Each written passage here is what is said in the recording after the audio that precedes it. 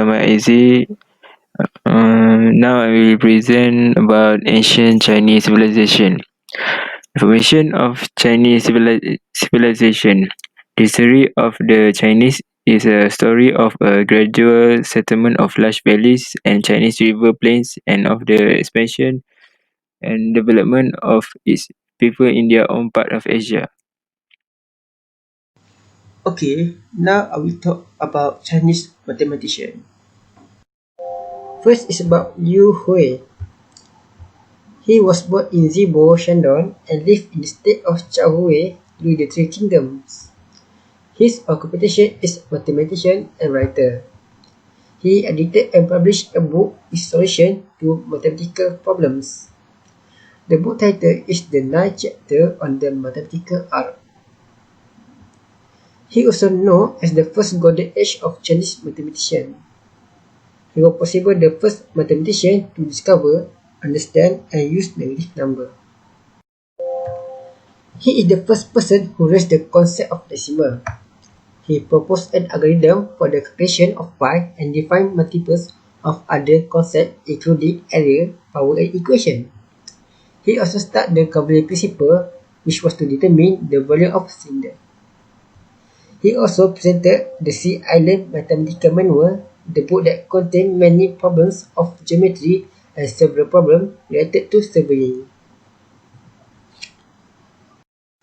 Next is about King Yu Xiao. He was born in Zhejiang, Sichuan. He was Chinese mathematician, meteorologist, inventor, politician, and writer. He is credited for discovering Horner method and inventing Tianqi process.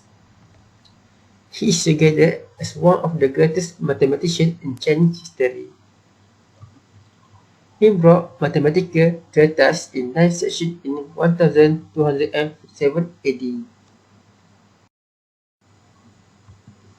In geometry, he discovered King-Yun-Shao formula for finding the area of a triangle from the given length of three sides. He also introduced the use of zero symbol into written Chinese mathematics. Last is about Yang Hui. He was Chinese mathematician and writer during the Song dynasty. He worked in Qiantang. He worked on magic square, magic circle, and binomial theorem, and is best known for his contribution of presenting Yang Hui triangle. His triangle was the same as Pascal triangle, but discovered by Yang physicist Ya Qiang. He also published two mathematical books which were known as Yu Zaiki Xuanfa and the Xuanfa Tongliang Menmo. In the former book, he wrote of arrangement of natural number, roundel, concentric, and non-concentric circle known as magic circle and magic square, providing rule of their construction. Yang writing represent the first in which quadratic equation with negative coefficient of x appear. In his writing work, he provides theoretical proof for the proposition that the complement of the parallelogram, which are about the diameter of any given parallelogram, are equal to one another. Next is Chinese numeration. First, we are going to learn about the history of discovery of Chinese numeration. In 1989, major discovery was made at archaeological site at the village of Xiaodun in Anyang district of Henan province. Then, thousands of bones and tortoise shell were discovered there, which had been inscribed with ancient Chinese characters. The site had been the capital of the kings of the late Shang dynasty from the 14th century BC. Questions were inscribed on one side of tortoise shell, while the other side of shell was the answer to the question. The inscription contained numerical information about men lost in battle, prisoners taken in battle, the number of days or months, and many more. Next, we are going to learn about the Chinese numeration system. First one is Chinese numeration system has characters that correspond to the numbers 0 to 9. Next, it also has special characteristic to represent 10, 100, 1,000, 10,000 as well as other multiple of tens. Next, it also consists of Chinese character used by the Chinese written language to write spoken numeral. And the last one, Chinese numeration system has its own rule that need to follow. These are the example of the Chinese numeration system. As you can see this symbol is represent as zero number. Meanwhile, the second one is represent on number 1 and so on. Next, we are going to learn about the rule of Chinese numeration system. The rule states that if a number ends in 0, you don't need to include the 0 character. However, if a 0 digit does not end a number, you need to include the 0 character. For this rule, I'm going to explain it to you in the example. The first example is the number 120. From this number, you can see that 0 is at the end of this number. So, by applying the rule, we state that we don't need to include the 0 character if a number ends in 0. So, we just write it like this. There is no 0 character from Chinese numeration. But for the second example, the 0 number is at the middle of number.